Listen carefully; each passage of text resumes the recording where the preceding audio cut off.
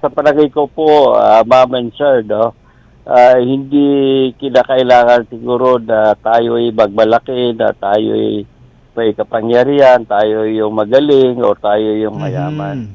Kasi sa kasulatan sa Quran, para sa ating Panginoon sa Allah Subhanahu wa Ta'ala, hindi naman nasusukat ang bawat isa kung anong lahi ka. Kasi tayo na mga nananampalataya sa Islam, we are all equal, no? Nagkakaiba lang tayo sa pananampalataya sa Allah Subhanahu wa Ta'ala, pero dapat hindi pinag-awayan kung Ayun. itim ka man o puti, maranaw ka man o hindi.